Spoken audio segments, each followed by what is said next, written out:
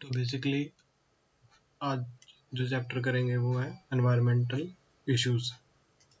ठीक है, तो ऐसे ही लाइन बाय लाइन करेंगे पूरी NCERT. Human population size has grown enormously over the last 100 years.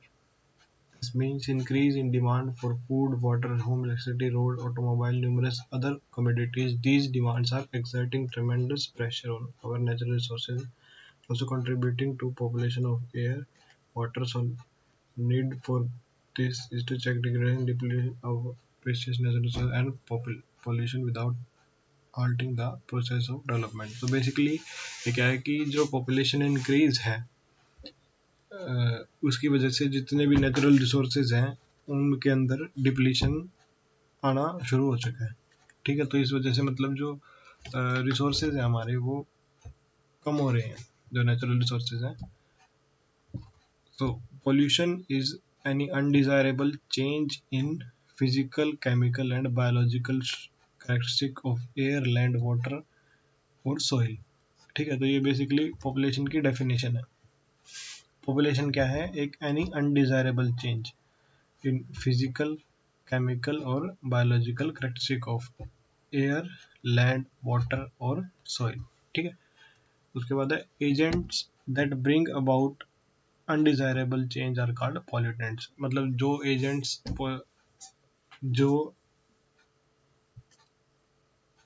Agents undesirable change करते हैं उनको क्या बोलते हैं? जो अनडिजायरेबल चेंज करते हैं उनको क्या बोलते हैं? पॉल्यूटेंट्स। ठीक है, इन order to control environmental pollution, the Government of India has passed the Environment Protection Act 1986 to protect and improve the quality of our environment, air, water and ये बहुत इंपॉर्टेंट स्टार क्वेश्चन मार्क, इस पे question बनता है कि environment protection act जो है, ठीक है, वो कब है? 1986 में, to improve quality of our environment, air, water and soil.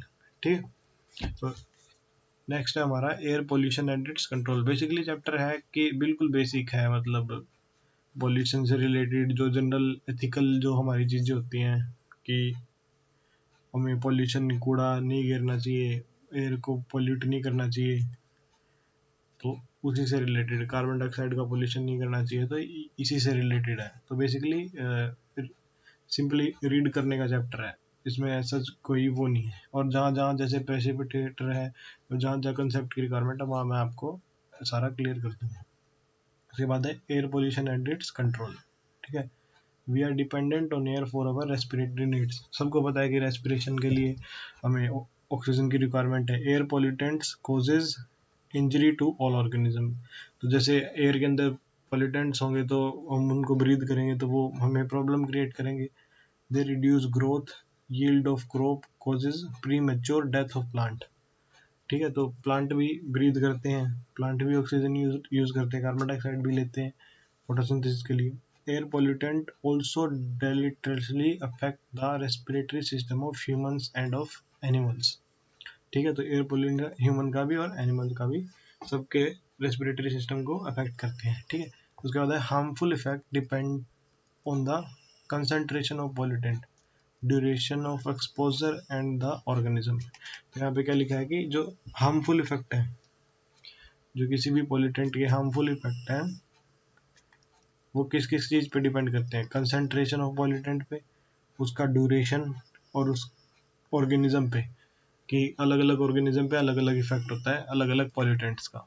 ठीक है, उसके बाद आता है smoke stack of thermal power plant, smelters and other industry releases particulate gaseous air pollutant together with harmless gases such as nitrogen, oxygen. These pollutants must be separated, filtered out before releasing the harmless gases into the atmosphere। तो basically जैसे thermal power plant है या कोई भी अलग अलग industries है, उनके अंदर से गैसियस वेस्ट निकलता है, तो उसको हमें ऐसे ही एटमॉस्फेयर में या एयर में रिलीज नहीं करना चाहिए। तो उसके लिए ये इलेक्ट्रोस्टैटिक प्रेसिपिटेटर है। ठीक है, बेसिकली ये क्या करते हैं, देखो जैसे ये डस्ट पार्टिकल, ये डर्टी एयर यहाँ से पास होती है, तो ये क्या है,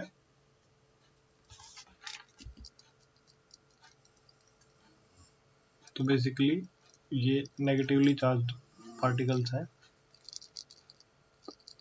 तो क्या करते हैं, जो भी डर्ट या फिर डस्ट पार्टिकल जो हैं वो क्या करते हैं, इनके साथ चिपक जाते हैं और यहाँ से क्या क्लीन एयर रिलीज हो जाती है। ठीक है, ऐसे ही स्क्रबर है। ठीक है, यहाँ से डर्टी एयर जाती है और ऊपर से क्या निकल आता है, क्लीन एयर। ठीक है, और जो वेस्ट है वो सारा निकल जाता है, पार्टिकुलेट मैटर है वो नीचे बैठ सेटल हो जाता है। ठीक है, there are several ways of removing particulate matter. The most widely used of which is electrostatic precipitator.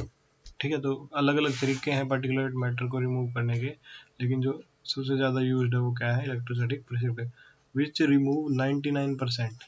ठीक है, ये बहुत इंपॉर्टेंट पॉइंट है कि इससे क्या होता है, 99% पार्टिकुलेट मैटर निकल जाता है। ठीक है, present in the exhaust for the thermal power plant, it has electrodes, wires that are maintained at several thousand volts, which produce a corona that releases electrons। ठीक है, तो इसके अंदर क्या होता है, इलेक्ट्रोड्स होती हैं जिसके अंदर क्या करते हैं, वो क्या करती हैं, उस पर वोल्टेज, हाई वोल्टेज लगाई जाती है, जिसकी वजह से कोरोना प्रोड्यूस होता है, जिससे क्या होते हैं, इलेक्ट्रॉन रिलीज होते हैं। ठीक है, these electron attach to dust particle, तो वो इलेक्ट्रॉन क्या करते हैं, डस्ट पार्टिकल से अटैच करते हैं, giving them net negative charge. तो उनका net negative charge negative, the collecting plate are grounded and attract the charge particle. तो जो कलेक्टिंग प्लेट होती है वो ग्राउंडेड होती है, मतलब अर्थ से ग्राउंडिंग की होती है उनकी। ठीक है, और तो वो उनकी तरफ अट्रैक्ट होती है। ठीक है, और ऐसे सारी डर्ट एयर से रिमूव हो जाती है। ठीक है, तो velocity of air between the plate must be low enough to allow the dust to fan। मतलब क्या है कि जो वेलोसिटी एयर की वो बहुत ही कम होनी चाहिए, ताकि सारे के सारे जो डस्ट पार्टिकल है वो इलेक्ट्रोड से जाके अटैच हो सके। ठीक है, तो उसके बाद है scrubber can remove gas like sulphur. ये ना, ये क्वेश्चन, ये मतलब इतनी बार मिलेगा, इतनी बार मिलेगा, इतनी बार मिलेगा कि scrubber can remove gas like sulphur dioxide. Previous year में तो कम से कम 3 से 4 बार रिपीटेड है क्वेश्चन कि स्क्रबर किस गैस को रिमूव कर सकता है, सल्फर डाइऑक्साइड। ठीक है, उसके बाद है in a scrubber the exhaust is pass through a spray of water और लाइम। ठीक है, तो क्या पास किया जाता है, वाटर और लाइम। ठीक है, recently we have realise that dangers of particulate matter that are very very small are not removed by these precipitator. तो अभी रिसेंटली क्या पता चला है कि जो पार्टिकुलेट मैटर जो बिल्कुल ही स्मॉल साइज के हैं, ठीक है, वो इन प्रेसिपिटेटर से रिमूव नहीं होते, जो very very small and are not removed by these precipitator, according to central pollution control board. ठीक है, ये फुल फॉर्म इंपॉर्टेंट है, CPCB, ये इंपॉर्टेंट है। Particulate size 2.5 micrometer or less in diameter are responsible for causing great harm। ठीक है, ये है ना, ये 2.5, ये भी बहुत इंपॉर्टेंट है कि कितने से कम के जो है, मतलब इससे 2.5 के या इससे कम वाले जो पॉल्यूटेंट्स हैं वो रिमूव नहीं होते इन प्रेसिपिटेटर से भी, और वो ज़्यादा हार्म करते हैं। ठीक है, are responsible for causing great harm to human health. These fine particles can be inhaled deep into the lungs and can cause breathing, respiratory symptom, irritation, inflammation, damage to lungs and premature death। तो मतलब ये क्या है कि human को affect करते हैं। ठीक है, नेक्स्ट है हमारा ऑटोमोबाइल्स। मतलब ऑटोमोबाइल से क्या होता है, ऑटोमोबाइल से कार्बन मोनोऑक्साइड, कार्बन डाइऑक्साइड, इनका ही पॉल्यूशन होता है। ठीक है, मतलब उनके एग्जॉस्ट से। तो are major cause of atmospheric pollution. ठीक है, atmospheric at least in metro city जैसे दिल्ली वगैरह में। As the number of vehicles increase on street, this problem is now shifting to other cities too. Proper maintenance of automobiles along with the use of lead-free petrol, important, lead-free petrol or diesel can reduce the pollutant they emit। ठीक है, इसकी lead free petrol की तो add भी आती है। Catalytic converter having expensive metals namely platinum palladium. ठीक है, एक ये भी बहुत ज़्यादा पूछते हैं कि जो एक्सपेंसिव मेटल है वो कौन से यूज होते हैं कैटालिटिक कन्वर्टर में। कैटालिटिक कन्वर्टर में कौन से यूज होते हैं, ये प्लेटिनम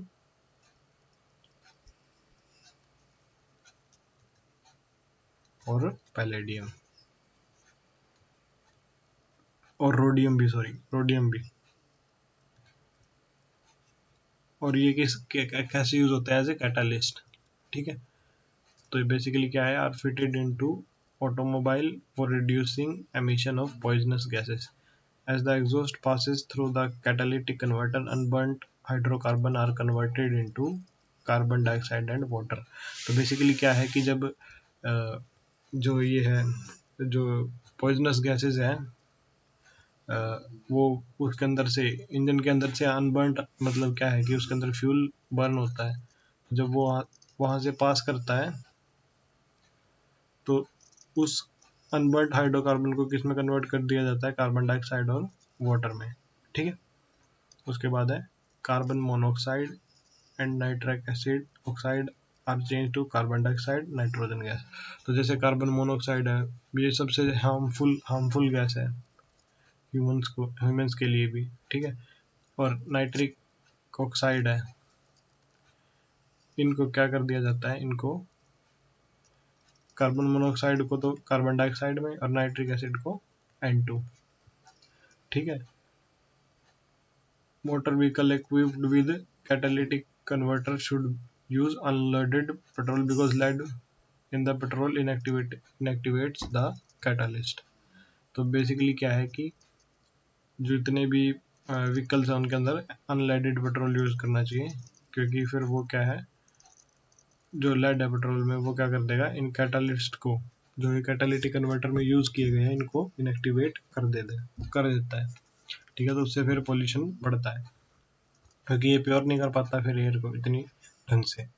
ठीक है, उसके बाद है in India the air prevention control pollution act came into force in 1981। Basically क्या है कि जितनी भी ये डेट्स वगैरह है ना, ये ईयर है, वैसे तो ईयर याद करने की जरूरत नहीं होती, लेकिन इकोलॉजी में आपको ये चीजें रिमेम्बर करनी, इनके ऊपर क्वेश्चन बनते ही बनते हैं,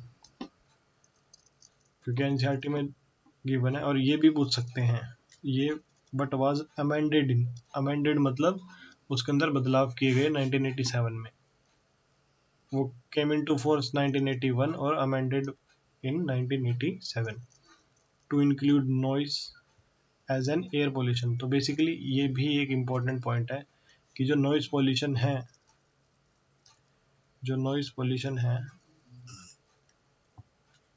वो भी एयर पोल्यूशन में आता है। ठीक है, noise is undesired high level of sound we have got used to associating loud sound with pleasure entertainment, not realizing that noise causes psychological and physiological disorder in human। ठीक है, basically जो डीजेज वगैरह पे लाउड साउंड करके सुनते हैं तो वो उसका मेंटली फिजियोलॉजिकली भी, मतलब बॉडी के फंक्शन पे भी और साइकोलॉजिकली भी उसका बॉडी पे इफेक्ट होता है। ठीक है, the bigger the city the bigger the function the greater the noise. ठीक है, ये तो बेसिकली सिंपल सी समझने वाली बात है।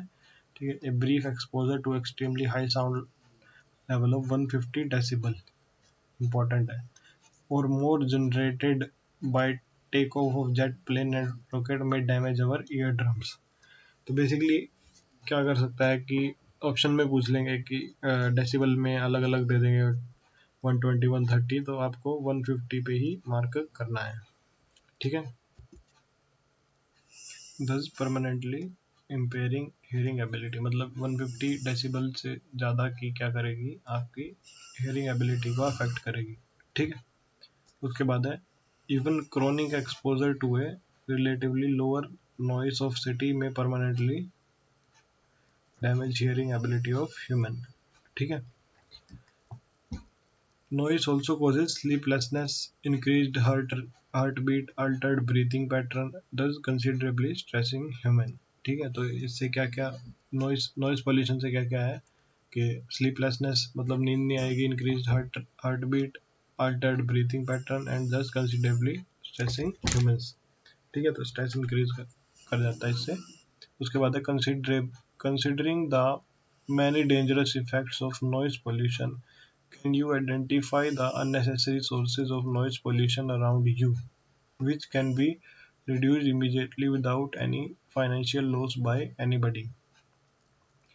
मतलब ये बेसिकली है कि हम कितना अपने आप से ही मतलब क्या करते हैं, नॉइज नॉइज वगैरह है हम उसको मैनेज कर सकते हैं, डीजेज वगैरह पे ज़्यादा साउंड वो करना करके, और कम से कम नॉइज पोल्यूशन कर सकते हैं। ठीक है, तो reduction of noise in our industries can be affected by use of sound absorbent material for muffling noise। ठीक है, तो किस चीज का यूज, साउंड एब्जॉर्बेंट मटेरियल्स का यूज। ठीक है, stringent following of law laid down in relation to noise like delimitation of horn free zones around hospital schools, permissible sound effect like crackers of loudspeaker, timing after which loudspeaker cannot be played। मतलब कि एक crackers का use ना करके, ये loud speaker के ज़्यादा use ना करके, हॉस्पिटल वगैरह के आसपास ज़्यादा ये साउंड के इक्विपमेंट यूज़ वगैरह ना करके, तो हम नॉइज़ पोल्यूशन को रिड्यूस कर सकते हैं, मतलब कुछ हद तक नॉइज़ पोल्यूशन को रिड्यूस कर सकते हैं। उसके बाद है controlling vehicular air pollution, A case study of Delhi. ठीक है, controlling vehicular air pollution, a case study of Delhi। With its very large population of vehicular traffic, Delhi led the country in its level of air pollution। It has more cars than the state of Gujarat and West Bengal। ठीक है, दिल्ली के अंदर क्या है, ज़्यादा cars हैं पूरे state waste Bengal और गुजरात के मिला के। ठीक है, इन 1990s Delhi ranked fourth among the 41 most polluted cities of the world। सो दिल्ली क्या है, फोर्थ रैंक। ये बहुत इंपॉर्टेंट वो है, इंफॉर्मेशन है जो याद करनी है कि दिल्ली का रैंक क्या था, fourth among the 41 most polluted. Air pollution problem in Delhi become so serious that a public interest litigation PIL was filed in Supreme Court, litigation है बेसिकली ये, Supreme Court of India after being censored very strongly by Supreme Court under its directive। The government was asked to take within a specified time period appropriate measures including switching over the entire fleet of that is buses from diesel to compressed natural gases। ठीक है, तो क्या है कि कुछ लोगों ने दिल्ली में PIL डाली थी सुप्रीम कोर्ट में कि भी पोल्यूशन को कम किया जाए, तो फिर सुप्रीम कोर्ट ने क्या था, गवर्नमेंट को ऑर्डर्स दिए कि वो एक पर्टिकुलर टाइम में इसमें करे। तो दिल्ली में क्या हो गया कि जितनी भी बसेस थी, जो पब्लिक ट्रांसपोर्ट था, पब्लिक ट्रांसपोर्ट की बसेस थी, वो सारी क्या है डीजल से CNG पे ट्रांसफ़र कर दी गई। अभी दिल्ली में सबको पता है कि CNG स्टेशन वगैरह लगे हुए हैं, नॉर्मल कार्स भी CNG में कन्वर्ट हो रही हैं। तो बेसिकली वो इसीलिए पॉल्यूशन को कम करने के लिए। ठीक है, व्हीकुलर पॉल्यूशन को, all the buses of Delhi were converted to run on CNG by the end of 2002। तो मतलब 2002 तक, तो बेसिकली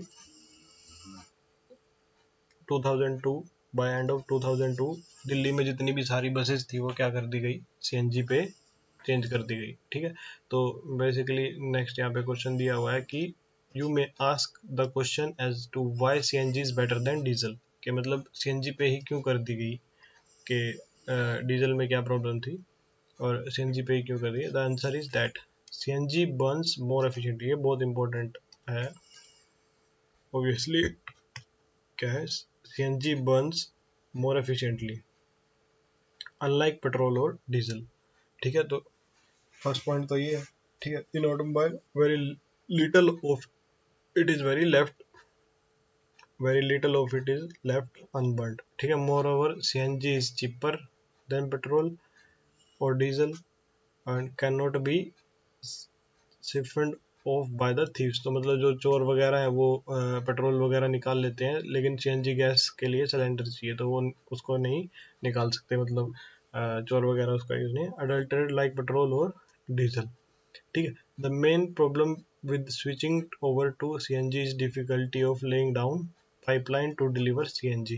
तो जो मेन प्रॉब्लम थी वो क्या थी कि सीएनजी को डिलीवर कैसे करेंगे। ठीक है, उसके डिस्ट्रीब्यूशन पॉइंट्स तक, उसके पंप्स तक। ठीक है, ensuring uninterrupted supply simultaneously parallel steps taken in Delhi for reducing vehicular pollution include phasing out of old vehicles। तो मतलब दिल्ली में क्या है, जितने भी जो पुराने व्हीकल्स है वो पुराने व्हीकल्स तो यही प्रॉब्लम करते हैं ना कि उनके अंदर फ्यूल प्रॉपरली बर्न नहीं होता और कुछ अनबर्न रह जाता है। ठीक है, तो use of unleaded petrol, use of low sulphur petrol and diesel, use of catalytic converter in vehicle and application of stringent population level norm for vehicles. ठीक है, उसके बाद next, the government of India through a new auto fuel policy. ठीक है, out a road map to cut down the vehicular population in Indian cities. ठीक है, moreover stringent norms for fuel means steadily reducing the sulphur and aromatic content in petrol. तो basically क्या था कि इसमें क्या रिड्यूस करना था पेट्रोल के अंदर, सल्फर और एरोमेटिक कंटेंट। ठीक है,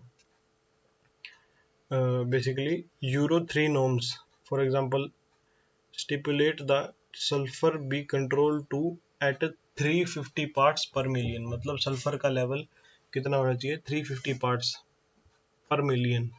ठीक है, in diesel and 150 in petrol. ठीक है, ये किसके अकॉर्डिंग है, ये यूरो 3 नॉर्म के अकॉर्डिंग है। ठीक है, aromatic hydrocarbon are to be contained at 42% of the concerned fuel. ठीक है, तो जो एरोमेटिक हाइड्रोकार्बन है वो 42% जो भी फ्यूल आपका उसके परसेंटेज होनी चाहिए। ठीक है, उसके बाद the goal according to the road map is to reduce sulphur to 50 ppm in petrol and diesel and bring down the level to 35%। ठीक है, तो बेसिकली क्या था कि जो गोल था वो गोल था ये 150 से पेट्रोल में 50 पे लाना और जो एरोमेटिक हाइड्रोकार्बन है उसको 35 पे लेके आना। ठीक है, उसके बाद corresponding to the fuel vehicle engine will also need to be upgraded. तो जो व्हीकल के इंजन हैं वो भी अपग्रेड करने जरूरी थे। ठीक है, उसके बाद है mass emission standards Bharat stage 2 which is equivalent to Euro 2 norms. तो जो इसके इंजन के जो स्टैंडर्ड्स सेट किए गए, तो जैसे भारत स्टेज 2 है वो किसके इक्विवेलेंट है, यूरो 2 नॉर्म्स के। ठीक है, are no more applicable in any of the cities, details of the latest mass in India are provided in below. ठीक है, बेसिकली 4 व्हीलर के BS4, 3 व्हीलर के लिए BS4, 2 अभी तो BS5 भी आ चुका है, लेकिन ये 2017 के आसपास की है, मतलब तो ये उस हिसाब से एनसीईआरटी में दिया हुआ है, इंफॉर्मेशन पुरानी है। ठीक है, thanks to the effort made the air quality of Delhi has significantly improve. तो इसकी जो भी एफर्ट किए गए एयर पोल्यूशन को उसके लिए रिड्यूस करने के लिए, तो उससे क्या है कि उसकी दिल्ली की एयर क्वालिटी इम्प्रूव हुई है। अकॉर्डिंग टू एन एस्टिमेट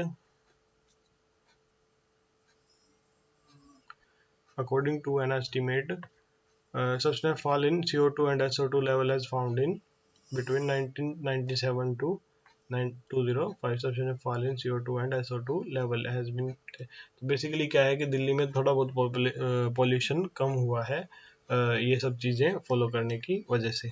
ठीक है। उसके बाद नेक्स्ट आता है हमारा वाटर पॉल्यूशन। ठीक है, human being have been abusing the water bodies around the world by disposing into them all kind of waste। तो बेसिकली नदी नहरों में जो ये डिस्पोजल वगैरह या जो पैकेट्स वगैरह डाल देते हैं, तो we tend to believe that the water can wash away everything, not taking cognizance of fact that the water bodies are of our lifeline as well as that of our all other living organism। Can you list what we what all we tried to ask wash away through our rivers and rain. तो basically इसमें क्या है कि humans की thinking है कि मतलब हम नहाने के लिए भी, कोई चीज़ साफ करने के लिए भी, हर चीज़ के लिए वाटर का यूज़ करते हैं, लेकिन बेसिकली वाटर मतलब इतना भी वो नहीं है कि वो हर लिविंग ऑर्गेनिज्म के लिए, जो फिशेज एक्वेटिक ऑर्गेनिज्म के लिए वो एक लाइफ लाइन है, और हमारे लिए भी। Due to such activity of humankind the pond, lake, stream, river researcheries and ocean are becoming polluted in several parts of the world। ठीक है, तो बेसिकली रिवर है, रिसर्चरी है, ओशंस है, तो ये पॉल्यूट हो रहे हैं। ठीक है, realizing the importance of maintenance the cleanliness of water bodies, the government of India has passed the Water Prevention and Control Population Act in 1972 for safeguard our water resources। तो basically ये भी वही है, ये भी इम्पोर्टेंट है। तो basically जितने भी वाटर पोल्यूशन एक्ट है, एयर पोल्यूशन एक्ट है, ये सारे के सारे डेट वाइज, मतलब जो इनके ईयर है वो आपको रिमेंबर होना चाहिए, इनके ऊपर क्वेश्चन बनता है। ठीक है, ये इंपॉर्टेंट है। ठीक है, उसके बाद है domestic sewage and industrial effluents. ठीक है, तो इसमें इम्प्योरिटीज बताई गई हैं। तो बेसिकली 3 तरह की इम्प्योरिटीज बताई गई है। ठीक है, सस्पेंडेड सॉलिड्स, जो सस्पेंडेड है, जैसे सैंड है, सिल्ट है, क्ले है। ठीक है, उसके बाद है कोलोइडल मटेरियल, जो फेकल मैटर है, जो एक्सक्रीटल वेस्ट है, बैक्टीरिया है, क्लॉथ है, पेपर फाइबर है, तो ये इसमें आता है कोलोइडल मटेरियल में। ठीक, उसके बाद है डिजोल्व मटेरियल, जैसे nutrients, nitrate, ammonia, phosphate, sodium, calcium. ठीक है, ठीक है। As we work with water in our homes, in the cities and towns, we wash everything into drains। Have you ever wondered where the sewage that comes out of your house go? तो basically क्या है कि sewage के बारे में बताया गया है कि मतलब कि आपको पता है कि हम सब कुछ ऐसे कपड़े धोते हैं, नहाते हैं, तो वो जो हम वाटर को वेस्ट कर देते हैं, जो सीवेज में जाता है, तो वो कहाँ जाता है। ठीक है, what happens in villages is sewage treated before being transported to the nearest river and mixed with it. A mere 0.1% impurities make domestic sewage unfit for human use। ठीक है, तो बेसिकली क्या है कि जो बिल्कुल एक 0.1%, ये वैल्यू आप याद रखो कि ये क्या है कि ह्यूमन यूज के लिए जो डोमेस्टिक सीवेज उसको अनफिट कर देती है। ठीक है, उसके बाद you have read about sewage treatment plant in chapter 10। Solids are relatively easy to remove. ठीक है, तो बेसिकली क्या है कि सॉलिड को हम इजीली रिमूव कर सकते हैं, फिल्टर करके, फिल्ट्रेशन करके हम रिमूव कर सकते हैं जो सॉलिड है, या हम हैंड पिक करके भी, जैसे प्लास्टिक है, प्लास्टिक बॉटल्स हैं, उनको हम क्या है कि मतलब ऐसे ही हाथ से उठा सकते हैं और बाहर निकाल सकते हैं। ठीक है, what is most difficult to remove. तो बेसिकली क्या जो है वो मोस्ट डिफिकल्ट है, जो डिजोल्व सॉल्ट है, नाइट्रेट, फॉस्फेट, मतलब जो वाटर के अंदर डिजोल्व है, तो जो डिजोल्व सॉल्ट है, nitrate, phosphate and other nutrients, उनको toxic metal ions and organic compound, तो इनको रिमूव करना थोड़ा सा टफ हो जाता है। ठीक है, उसके बाद है domestic sewage primarily contains biodegradable organic matter which readily decomposes thanks to bacteria and other microorganisms।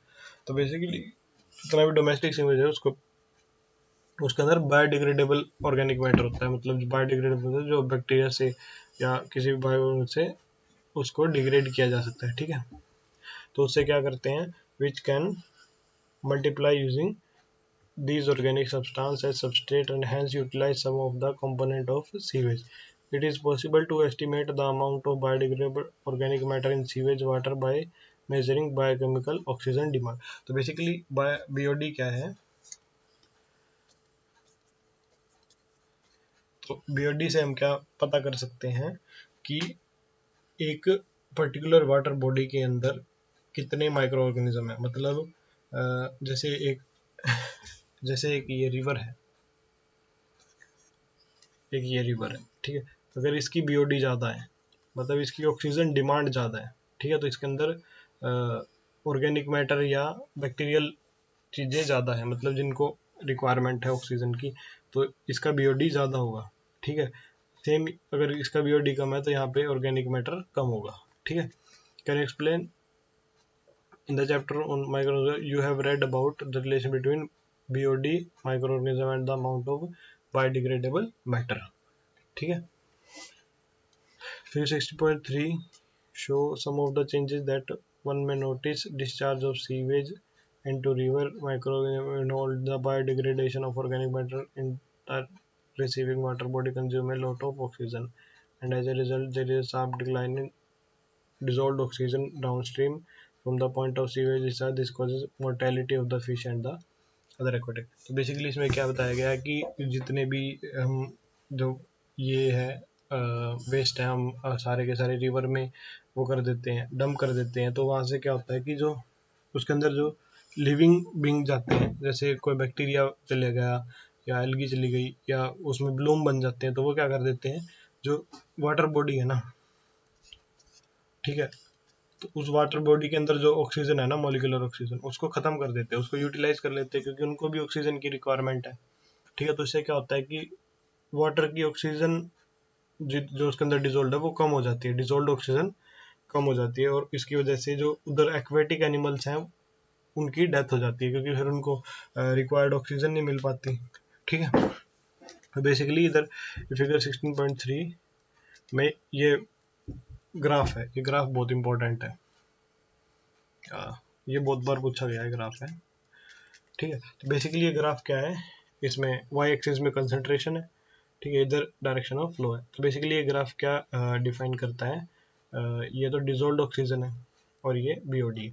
तो बेसिकली क्या है कि डायरेक्शन ऑफ फ्लो के साथ साथ क्या है, अब देखो, तो बेसिकली ये ग्राफ क्या डिफाइन करता है कि जो डिजोल्व ऑक्सीजन है वो इनवर्सली प्रोपोर्शनल है बीओडी की।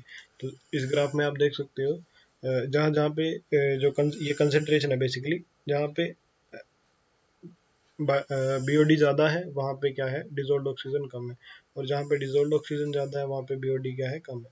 बेसिकली क्या है कि अगर डिजोल्व ऑक्सीजन ज़्यादा है तो वहाँ पे ऑक्सीजन डिमांड कम होगी, बीओडी कम होगी, और जहाँ पे ये ज़्यादा है वहाँ पे ये कम होगी, ठीक है। तो बेसिकली ये ग्राफ क्या शो करता है, इसका इन्वर्स रिलेशन है, मतलब ये इन्वर्स रिलेशन सच मतलब एक्सप्लेन करने के लिए, ऐसे नहीं है कि मैं ऐसे बोल रहा हूँ कि इन्वर्स रिलेशन है, लेकिन मतलब ये है कि जहाँ पे ये ज़्यादा होगा यहाँ पे ये कम होगा, ठीक है।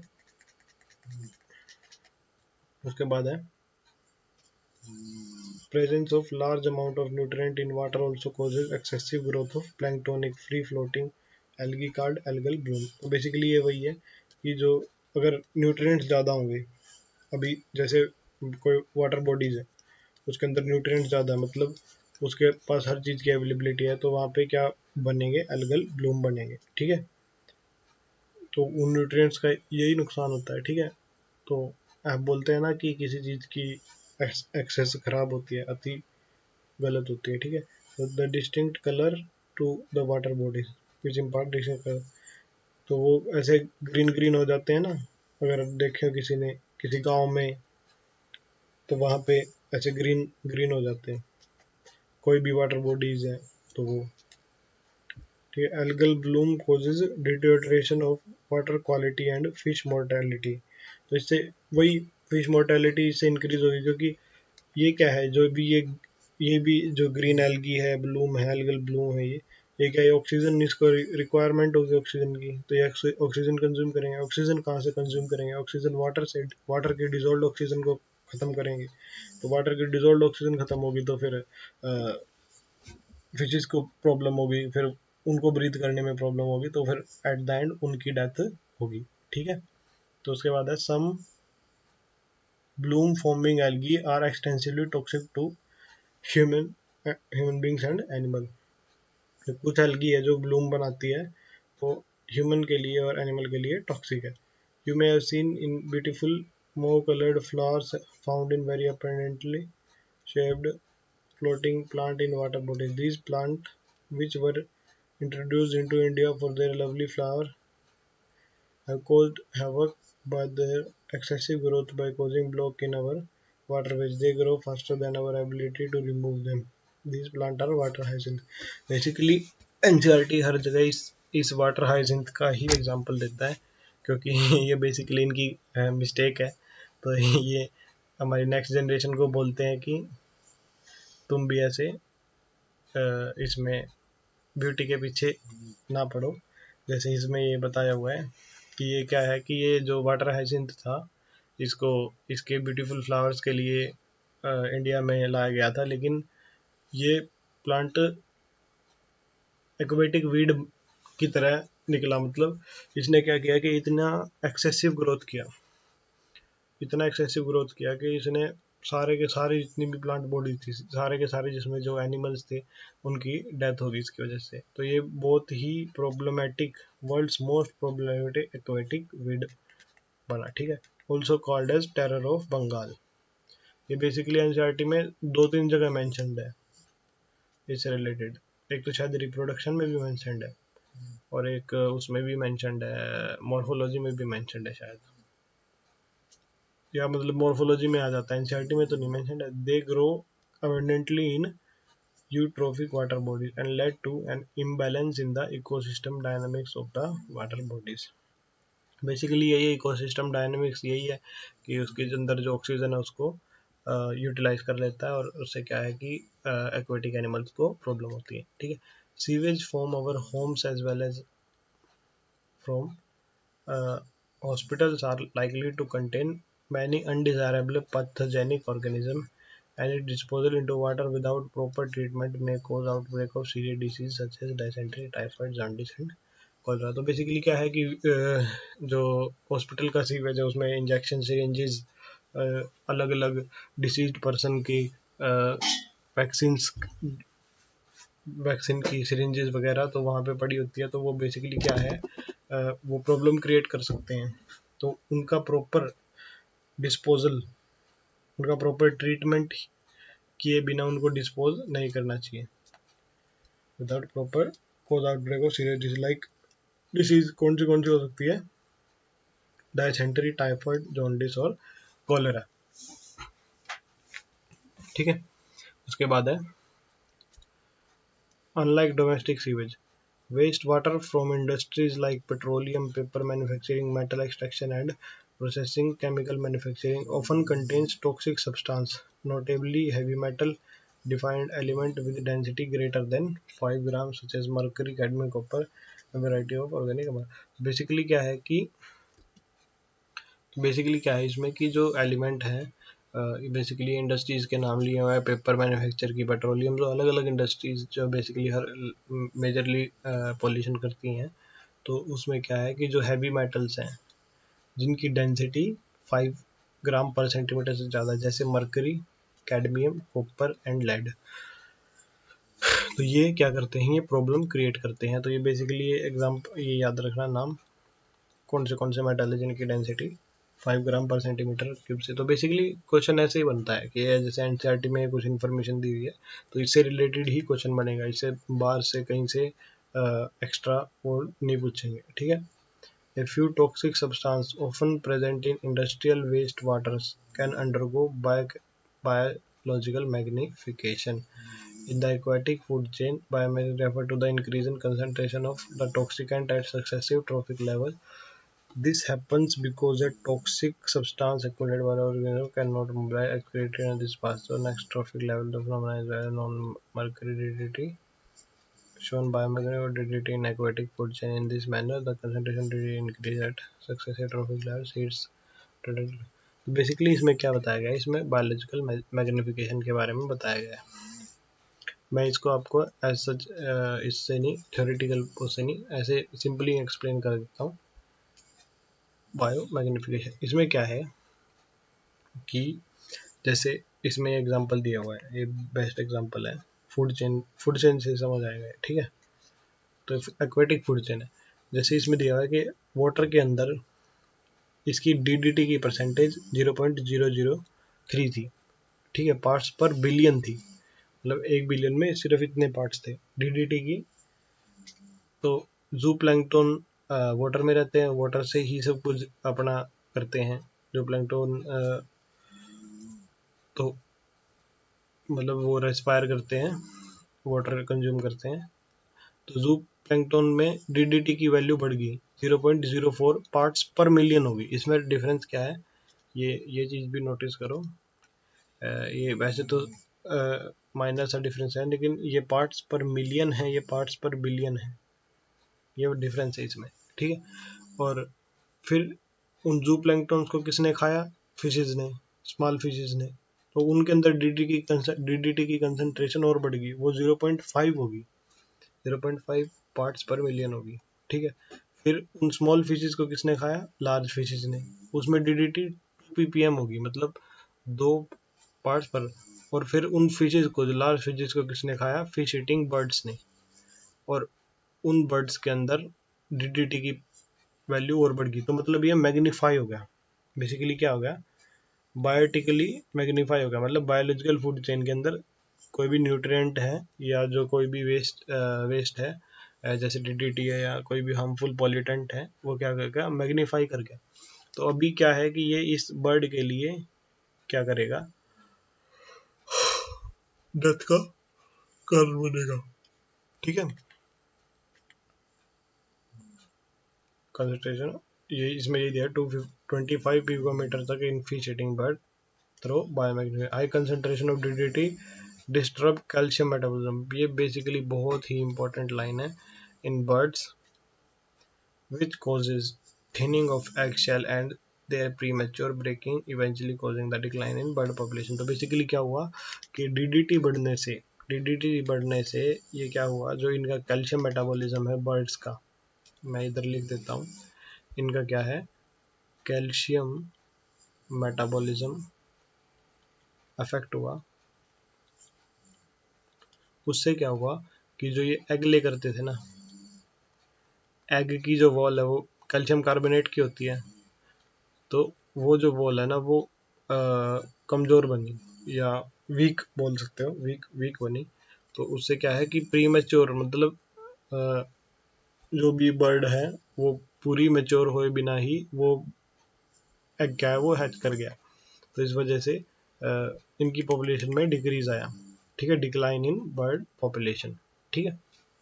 उसके बाद नेक्स्ट फिनोमेना है eutrophication. Eutrophication, natural aging of a lake by nutrient enrichment of its water.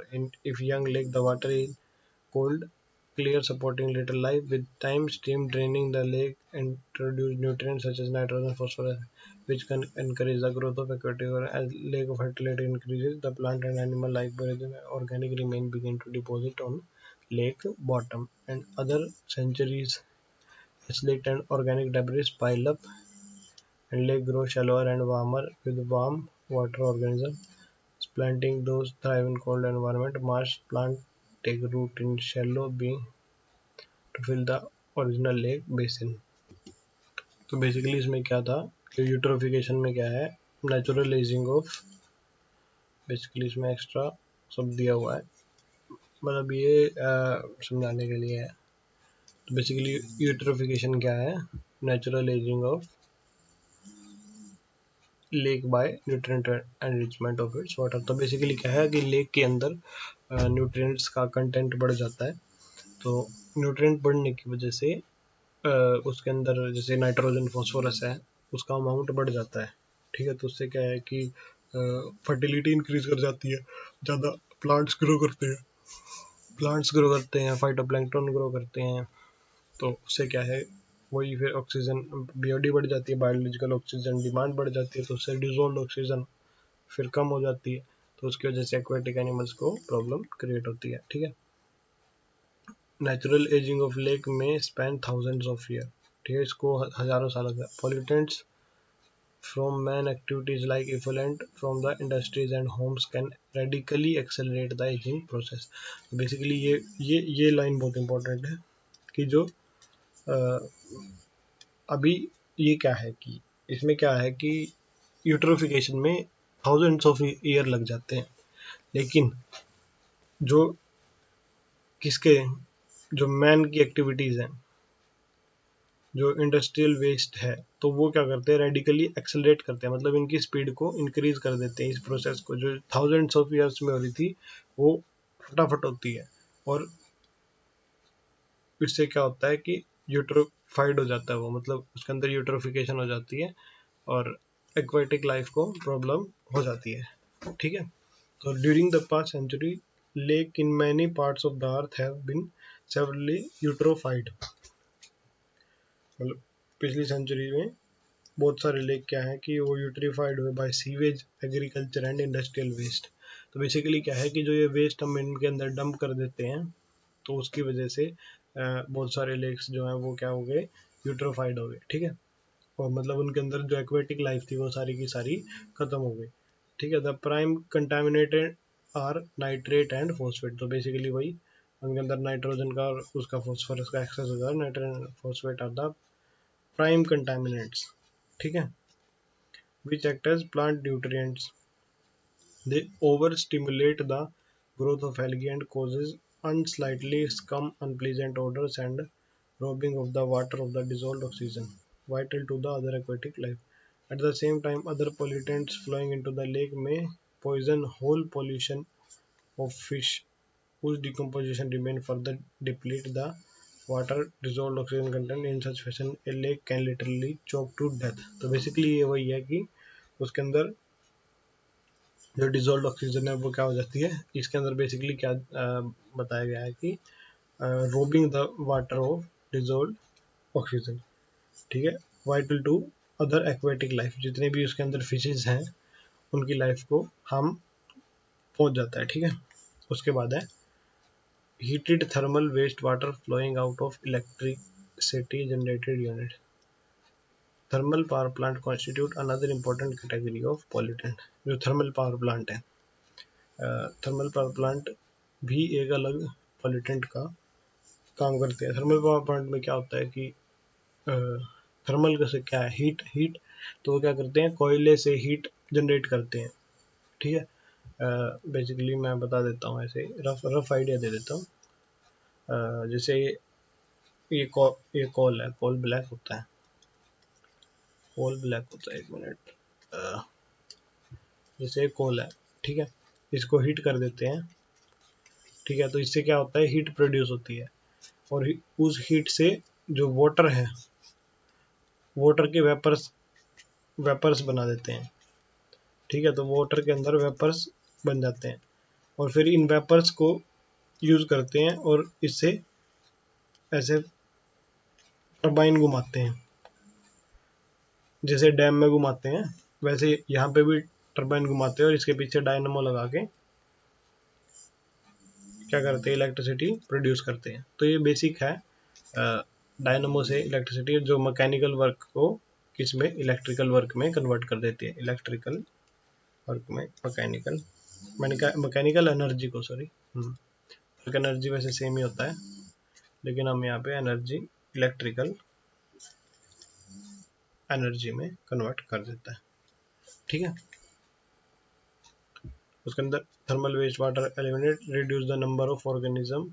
तो बेसिकली उसके अंदर जो कोयले का जो पानी है, गर्म पानी है, जैसे ये स्टीम में कन्वर्ट करते हैं उस टाइम पे, तो जो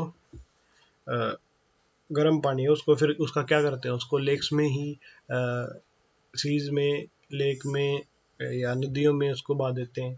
ठीक है, sensitive to high temperature and may enhance the growth of the plant and fishes in extremely cold areas, but only after causing damage to indigenous flora and fauna. तो बेसिकली क्या करते हैं, वो गर्म पानी डाल देते हैं किसी भी वाटर बॉडी के अंदर, तो उससे क्या है, उसकी एक्वाटिक लाइफ को अफेक्ट होता है।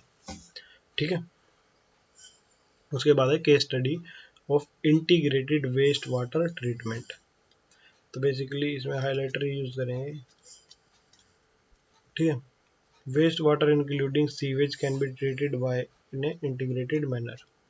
तो मतलब क्या है कि इसको हम इंटीग्रेटेड मतलब जॉइंटेडली ट्रीट कर सकते हैं by utilizing a mix of artificial and natural processes. An example of such an initiative in town of Acta, situated along the north coast. So basically, a town of Acta, situated near the north coast of California, collaborating with biologists from the Humboldt State University. The townspeople created an integrated wastewater treatment process with a natural system. The cleaning occurs in two stages: conventional sedimentation, filtering, chlorine treatment are given. After this stage, a lot of dangerous pollutants like dissolved heavy metal still remain. To combat this, innovative approach was taken by bee biologists depend a series of 6 connected marshes over 60 hectares of marshland. Appropriate plant, algae, fungi, and bacteria were seeded into this area, which neutralize, absorb, and assimilate the pollutant. Hence, as the water flows through the marshes, it gets purified naturally. Basically क्या है कि कुछ लोगों ने जो हम bolt state university से collaborate करके जो काकटा के लोग हैं उन्होंने एक वो बनाया वेस्ट वाटर को ट्रीट करने का प्लांट बोल सकते हो या एक सिस्टम बनाया, नेचुरल सिस्टम बनाया। उसके अंदर बेसिकली क्या था, अलग अलग प्रोसेसेस थी, मतलब अलग अलग स्टेप्स थे वाटर को प्योरीफाई करने के, ठीक है। वो ऐसे कुछ 60 हेक्टेयर के मार्शेस के पास में मतलब बेसिकली क्या था कि जैसे इसमें ज़्यादा डिटेल में तो नहीं है, लेकिन इसके अंदर क्या था, जैसे ये लैंड है, इसके पास ये है, तो जब वाटर यहाँ से पास करता था तो इतना प्योरीफाई होकर निकलता था, फिर से निकलता था तो बिल्कुल ही प्योरीफाई होकर निकलता था। तो बेसिकली इन्होंने ऐसे ही कुछ कुछ मतलब जो इन्होंने साइंस लगाई इसके अंदर, एक तो कन्वेंशनल सेडिमेंटेशन था। सेडिमेंटेशन से क्या, जितना भी इसके अंदर सॉलिड वेस्ट था उसको फिल्टर किया, फिर क्लोरिनेट किया। क्लोरिनेट सबको पता है क्लोरिनेशन से क्या होता है। क्लोरिनेशन से कोई भी जो वेस्ट वाटर है उसको हम प्योरीफाई करते हैं। After this stage lot of dangerous pollutants like dissolved heavy metals still remains, ठीक है। कुछ हैवी मेटल्स फिर भी रह चुके थे, तो उसको कॉम्बैट करने के लिए उन्होंने क्या किया, उन्होंने सीरीज ऑफ, ये थोड़ा सा इम्पोर्टेंट है, ऐसे पूछ लेते हैं हेक्टेयर्स कितने थे। Connected marches over 60 hectare of Marsh appropriate plant, algae and fungi and bacteria were seeded into this area which neutralize, absorb and assimilate the pollutants। तो बेसिकली इन्होंने क्या किया, 60 हेक्टेयर में अलग अलग बैक्टीरिया, एल्गी, फंगी को रखा। तो उससे क्या है कि उन्होंने सारे जितने भी पोल्यूटेंट्स थे उस वाटर के अंदर या उस वेस्ट वाटर के अंदर, तो उसने सारे उसको एब्जॉर्ब कर लिया। Hence as the water flow through the masses it get purified naturally. तो वो बेसिकली क्या है, ये एक नेचुरल ही उन्होंने क्रिएट किया था, उससे क्या है कि जो वाटर है प्योरीफाई हो गया, ठीक है। उसके बाद है the marshes also constitute a sanctuary with high level of biodiversity in the form of fishes, animals, birds that now reside there. A citizen group called Friends of Arcata Marsh are responsible for the upkeep and safeguard of this wonderful project। तो basically जो ये project बनाया था, मैं बता रहा था आपको, एक्चुअली मैं इसकी एक पिक्चर भी दिखा देता हूँ आपको। तो बेसिकली ये जो है वो है जो ये नेचुरल सिस्टम इन्होंने क्रिएट किया था। इसमें देखो ये जो ये हैं, ये सारी मैं जूम करके दिखा देता हूँ। इसके अंदर ये अलग अलग एल्गी फंगी वो किए हुए हैं। तो जितना भी ये मतलब एक तरफ से इम्प्योर वाटर आ रहा है और दूसरी तरफ से ये प्योर होके निकल रहा है इसके अंदर से ही। तो जितने भी इसके अंदर जो बैक्टीरिया, प्लांट या जो भी इन्होंने एल्गी वगैरह इस्तेमाल किए हैं, तो वो क्या कर रहे हैं, वो पॉल्यूटेंट्स को एब्जॉर्ब कर रहे हैं। तो ये बेसिकली नेचुरल ही है, इसके अंदर कोई भी आर्टिफिशियल चीज़ें यूज़ नहीं की गई। बेसिकली आगे all this time we have assumed that removal of waste water require water. तो मतलब जो भी वेस्ट वाटर है उसके लिए हमें वाटर की रिक्वायरमेंट होती है, उसको रिमूव करने के लिए basically, that is creation of sewage. But what if water is not necessary to dispose of human waste like excreta. Can you imagine the amount of water that one can save if one don't have to flush the toilet? मतलब कि हम कितना पानी बचा सकते हैं अगर हमें जो टॉयलेट है उसको फ्लश ना करना पड़े. Well, this is already a reality. Ecological sanitation is sustainable system for handling human excreta using dry composting toilet. This is a practical, hygienic, efficient, and cost-effective solution to human waste disposal. The key point to note here is that with this composting method, human excreta can be recycled into resources like nitrogen fertilizer, which reduces the need for chemical fertilizers. And they are working eco-sand toilet in many areas like Kerala and Sri Lanka. तो basically इसमें क्या बताया गया है कि अगर हम अपना टॉयलेट को फ्लश ना करें तो कितना वाटर हम बचा सकते हैं. तो जो इकोलॉजिकल सैनिटेशन है वो एक सस्टेनेबल सिस्टम है ह्यूमन एक्सक्रीटा को हैंडल करने के लिए. ठीक है, इसके अंदर क्या है, ड्राई कंपोस्टिंग टॉयलेट का इस्तेमाल किया जाता है. ये बेसिकली इको सैंड टॉयलेट्स, ये पीवाईक्यू में इससे रिलेटेड क्वेश्चन आया हुआ है. इको सैंड से ही पूछा था कि वाटर कंजर्वेशन के लिए कौन सा यूटिलाइज होता है शायद. तो बेसिकली ये केरला श्रीलंका में यूज होता है. इसके अंदर क्या है कि जो एक्सक्रीटा उसको फ्लश नहीं करते, उसको एज ए फर्टिलाइजर यूज करते हैं एग्रीकल्चर के अंदर. तो ये वो है इकोलॉजिकल सैनिटेशन. तो बेसिकली इसे वाटर भी कंजर्व हो रहा है और हमें ह्यूमन एक्सक्रीटा को एज ए फर्टिलाइजर भी यूटिलाइज कर रहे हैं. ठीक है, उसके बाद है solid waste. Solid waste refer to everything that goes out in trash. Municipal solid waste are waste from homes, office, stores, school, hospitals that are collected and disposed by municipality. तो basically जो solid waste है वो सारा जो trash वगैरह है. तो the municipal solid waste generally comprises paper, food waste, plastic, glass, metal, rubber, leather, textile. Burning reduces the volume of the waste. Basically जितने भी वेस्ट हैं जो म्यूनिसिपैलिटी के, जो म्यूनिसिपल अपना जो अपनी सोसाइटी है उसके, तो जो क्या करते हैं लोग, क्या करते हैं जो भी सॉलिड वेस्ट है उसको बर्न कर देते हैं. बर्निंग से क्या होता है, उसकी वॉल्यूम डिक्रीज हो जाती है. ऐसे करते हैं ना, कई बंदों ने देखे होंगे कि वो सारे वेस्ट को इकट्ठा करके और बर्न कर देते हैं. Although it is generally not burned to completion and open dumps often serve as breeding ground for rat flies. Basically क्या है कि वो सारे नहीं जलते. जैसे प्लास्टिक है, पॉलीथीन वगैरह है, वो कम्प्लीटली बर्न नहीं होता. उसके ऐसे जलने के बाद वो बिल्कुल छोटा सा हो जाता है. ठीक है, sanitary landfills were adopted as the substitute for open burning dumps. In sanitary landfill, waste are dumped in a depression or trench after compaction and covered with dirt every day. तो जो सैनिटरी लैंडफिल्स हैं